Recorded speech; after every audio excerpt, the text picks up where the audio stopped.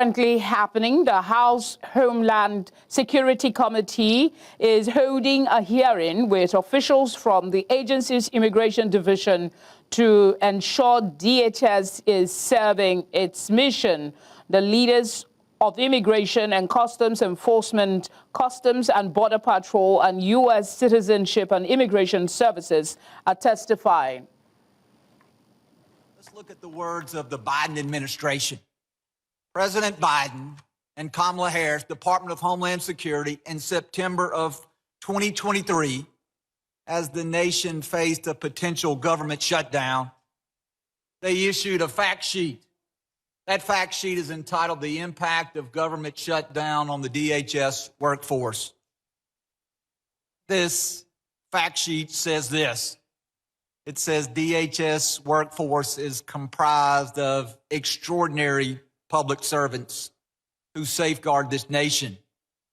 It goes on to say any lapse in federal funding would disrupt this vital work, leaving Americans less safe as a result. Those working without pay include law enforcement, conducting such acts as seizing illegal narcotics like fentanyl, combating child exploitation and child predators, identifying and arresting human trafficking, responding to natural disasters, preventing cyber attacks, and protecting U.S. government leaders.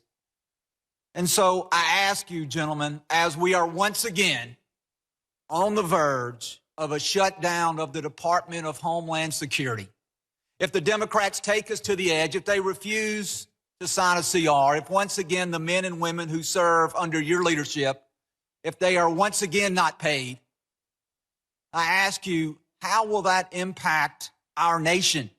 Will America be more safe, or will America be less safe if we are once again led into a government shutdown by the Democrat Party? Mr. Scott. I believe consistency and seeing support from the leadership of on both sides of this building and the president is very important to border security. I think the rhetoric and the back and forth, the politicizing of law enforcement in general detracts from the general morale of our personnel. Is it not important that we pay the men and women who serve under your command? It's critically important. And in a government shutdown, the bills don't stop, do they not? The bills continue to accrue. Correct. And the deployment of technology ceases in many cases, and America becomes less safe. Would you agree with that statement? I would agree America becomes less safe. Mr. Edlow, what about you? Well, Congressman, as I'm sure you're aware, USCIS is a little different in that we are fee-funded. So during a shutdown, the men and women working for USCIS will continue to be paid.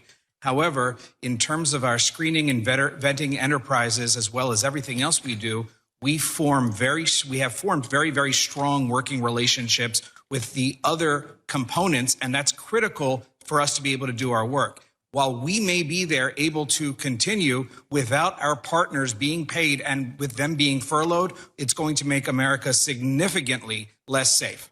And Mr. Lyons. Yes, sir. It will have a great impact, especially on the Homeland Security task forces and the men and women that are focused on the transnational crime and foreign terrorist organization. Mr. Lyons, very quickly, we've had many members of this committee who have made allegations. The Democrats have once again taken the mantle of the party to defund the police and abolish ICE. Do you wish to take my last few seconds to speak about the consequences that has on the men and women that you serve? The men and women of ICE are sworn law enforcement officers who are dedicated to do their mission to protect the United States. Thank you, Mr. Chairman. I yield back.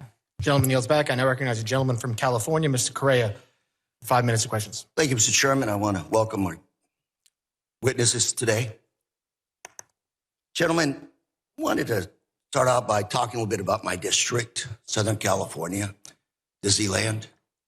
Southern California is the center of manufacturing for the United States. California, biggest ag state in the Union. California, also, big donor, taxpayer dollars to the United States. President Trump got elected on the promise to deport the worst of the worst.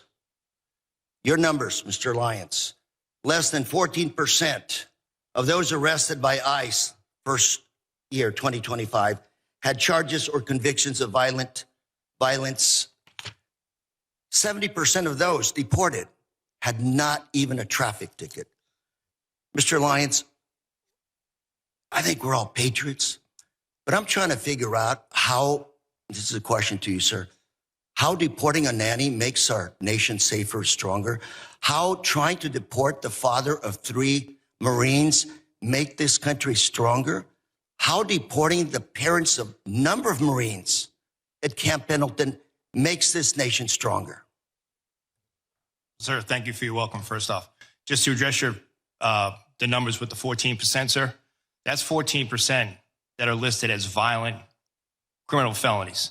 However, what's left out of that is the fact that what's left off that list. Those 70% that don't have a traffic ticket and deported, how has that made our nation stronger? Sir, if you look at what ICE has done, more than 60% of every individual that is in ICE custody has a pending or a conviction on a criminal charge. Not to count. Sir, let me move ahead. I only have 3 minutes and we'll talk later. Yes, sir. Let's talk about American citizens. Again, back home. People, young people asking me, what do I have to carry with me so I won't be deported?